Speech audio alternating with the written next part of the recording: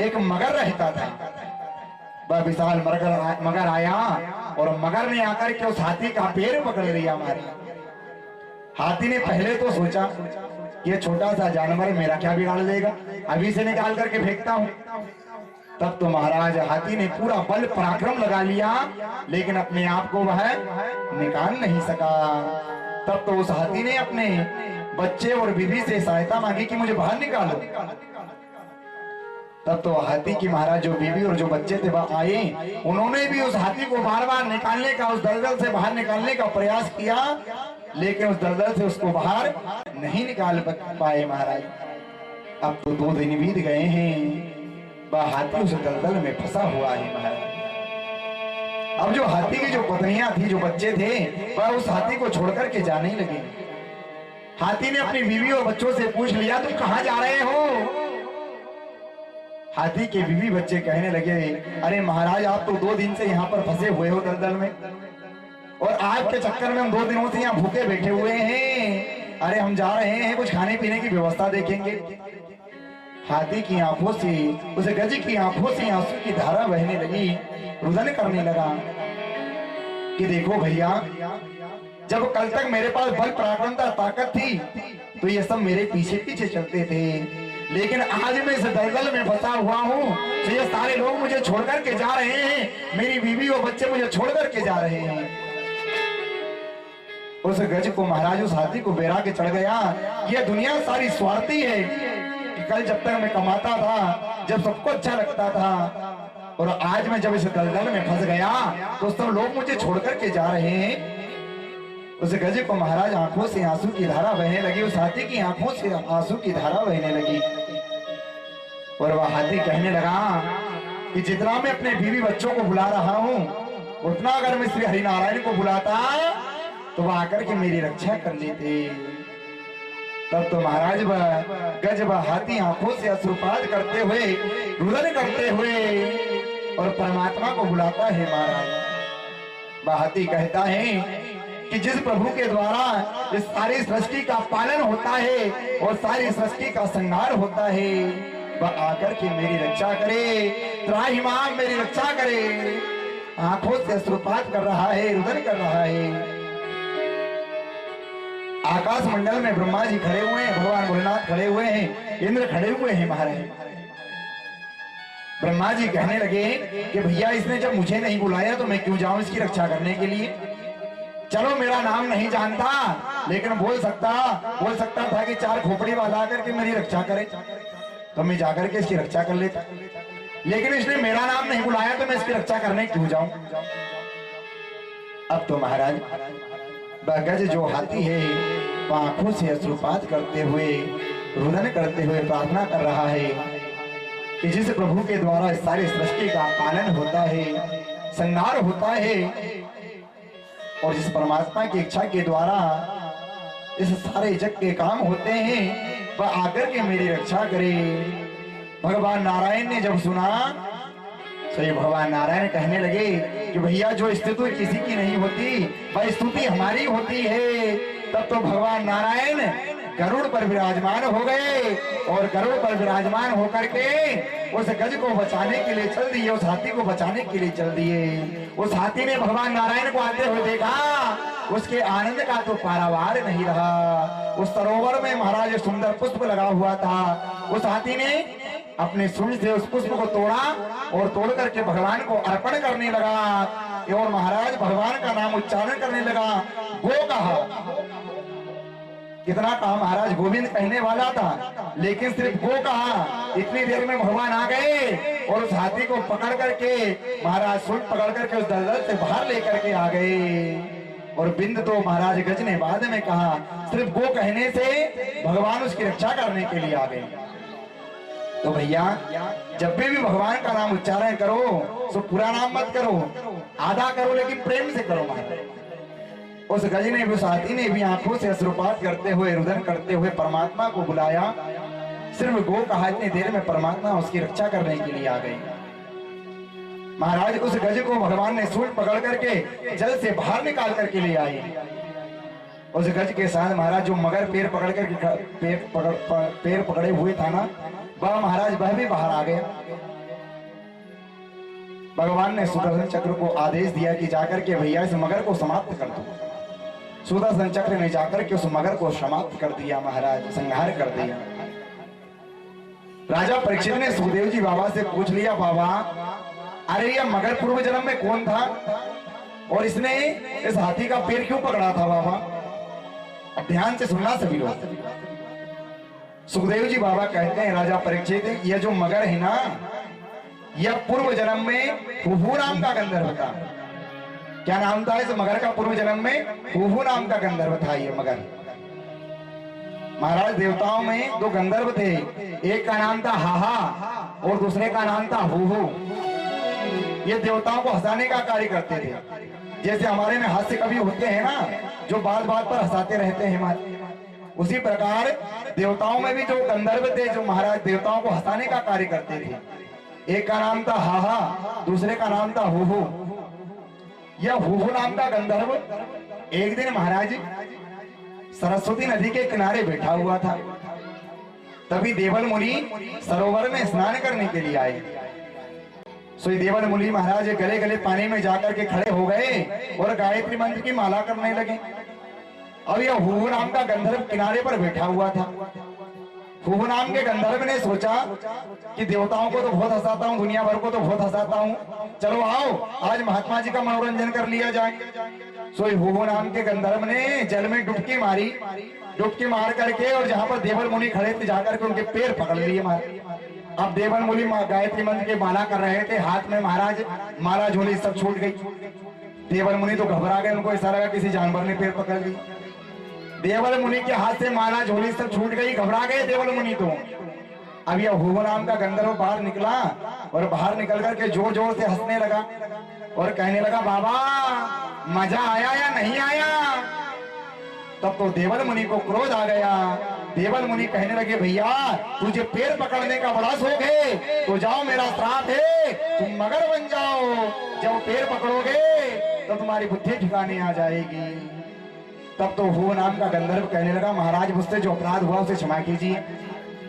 देवल मुनि कहने लगे, भैया श्राप तो मिथ्या हो नहीं सकता, लेकिन अगर इसी प्रकार पैर पकड़ते रहे तो एक दिन तुम्हारा उद्धार हो जाएगा। आज महाराज भाई हुहू नाम का गंधर्व मगर बना और उसने उस हाथी का पैर पकड़ा और हाथी का पैर पकड़ा और आज भगवान के द्वारा उसका उद्धार हो गया। बोले भक्त वत्सल भगवान की जय। भगवान ने उस गज को भी महाराज समाप्त कर दिया, ग्रह को भी दोनों को समाप्त कर दिया। दोनों महाराज भगवान के दिव्य धाम को पहुंच गए। बोले भक्त वत्सल भगवान की जय, राधा रानी सरकार की जय। अब राजा परीक्षित ने सुखदेव जी बाबा से बड़ा सुंदर प्रश्न किया है। राजा परीक्षित कहते हैं, बाबा कृपा करके आप हमें समुद्र मंथन की कथा सुनाने की भी कृपा करें। सुखदेव जी कहते हैं, राजा परीक्षित एक बार ध्यान से सुना सभी लोग। एक बार क्या हुआ, दुर्वासा ऋषि भगवान नारायण का दर्शन करने के लिए वैकुंठ धाम को गए। भगवान नारायण ने जब दुर्वासा ऋषि को आते हुए देखा तो महाराज भगवान नारायण का मन प्रसन्न हो गया।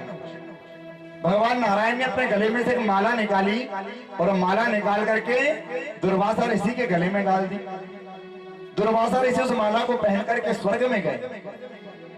दुर्वासा ऋषि ने उस माला को निकाल करके और इंद्र को पहना दी। इंद्र ने वह माला निकाली और माला निकाल करके अपने हाथी को पहना दी। हाथी ने उस माला की कोई कदर नहीं करी, उस माला को नीचे महाराज पैरों में बिखरा करके फेंक दी। तब तो दुर्वासा ऋषि ने देखा कि भगवान नारायण की माला को उस हाथी ने, उस मूर्ख हाथी ने नीचे पैरों में कुचल दी है। तब तो दुर्वासा ऋषि को क्रोध आ गया।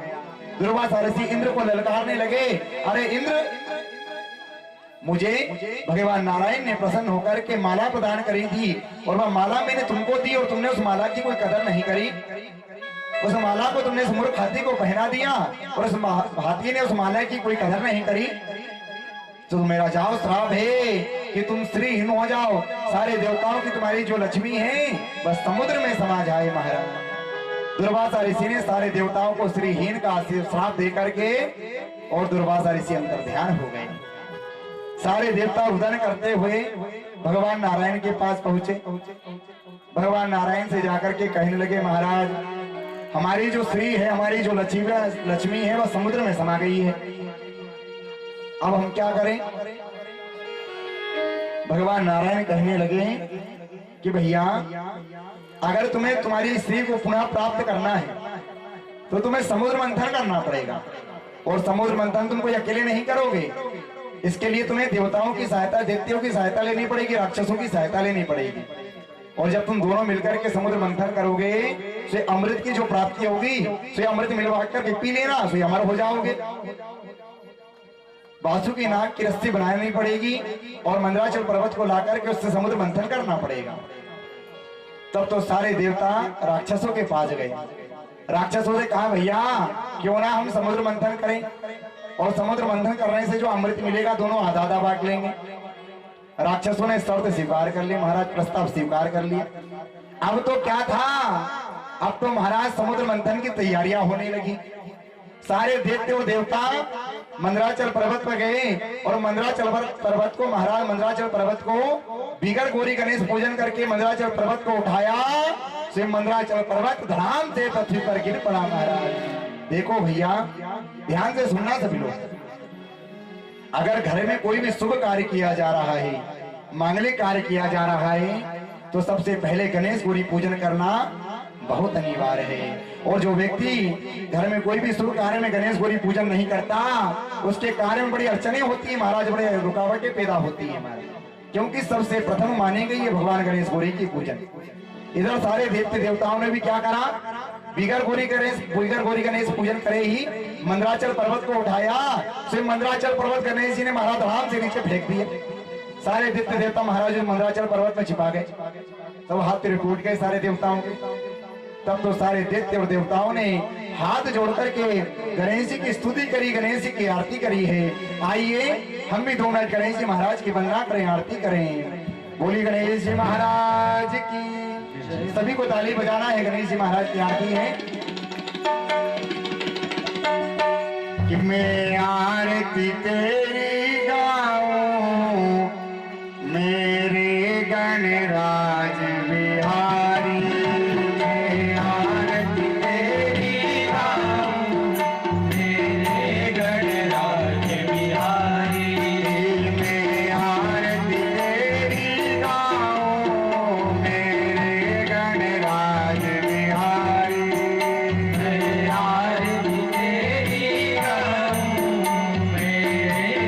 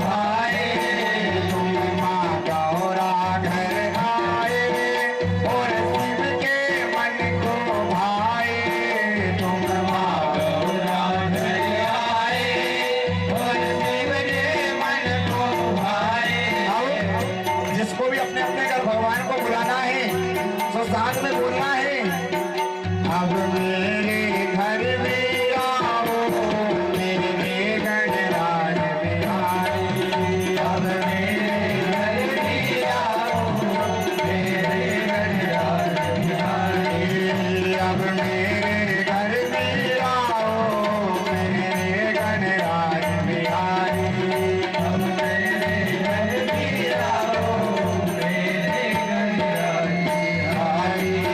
मैं आरती तेरी गाऊं मेरे गणराज बिहारी, मैं आरती तेरी गाऊं मेरे गणराज बिहारी। और भगवान को क्या प्रिय है? गणेश जी महाराज को।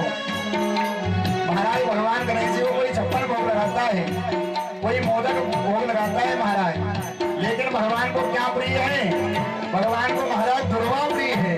साथ में बोलना है सभी को, कोई 56 भोग लगाए, कोई मोदक भोग जिमावे, कोई 56 भोग लगावे, कोई मोदक भोग लगावे, कोई 56 भोग लगावे, कोई मोदक भोग जिमावे, कोई 56 भोग लगावे, कोई मोदक भोग जिमावे। मैं गोदुरवा ले आया मेरे गणराज बिहारी, मैं गोदुरवा ले आया मेरे गणराज बिहारी, मैं गोदुरवा ले आया मेरे गणराज बिहारी, मैं गोदुरवा ले आया मेरे गणराज बिहारी। मैं आरती तेरी गाऊं मेरे गणराज बिहारी, मैं आरती तेरी गाऊं मेरे गणराज बिहारी, मैं आरती तेरी गाऊं मेरे गणराज बिहारी, मैं आरती तेरी गाऊं मेरे गणराज बिहारी। बताया गया है जो भगवान की गणेश जी महाराज की नित्य नित्य आरती गाता है, रोज आरती जो भगवान गणेश जी की गाता है ना, वह कितने भी अपूर्ण हो महाराज, वो सारे अपूर्ण दूर हो जाते हैं। जो नित्य नित्य आरती गावे वो अवगुण से छूट जावे, जो नित्य नित्य आरती गावे वो अवगुण से छूट जावे, जो नित्य नित्य आरती गावे वो अवगुण से छूट जावे, जो नित्य नित्य आरती गावे वो अवगुण से छूट जावे। अब राखो लाज हमारी मेरे गणराज बिहारी, अब राखो लाज हमारी मेरे गणराज बिहारी। मैं आरती तेरी गाऊं मेरे गणराज बिहारी, मैं आरती तेरी गाऊं मेरे गणराज बिहारी, मैं आरती तेरी गाऊं मेरे गणराज बिहारी, मैं आरती तेरी गाऊं मेरे गणराज बिहारी। इधर महाराज से प्रार्थना करी है, प्रभु हमसे जो अपराध हुआ है आप उसे क्षमा कीजिए। सारे दैत्य देवताओं ने क्षमा याचना करी महाराज। अब इधर मंदराचल पर्वत को महाराज सारे दैत्य देवताओं के तो हाथ पैर टूट गए, तब तो भगवान नारायण ने उसी समय हरि रूप धारण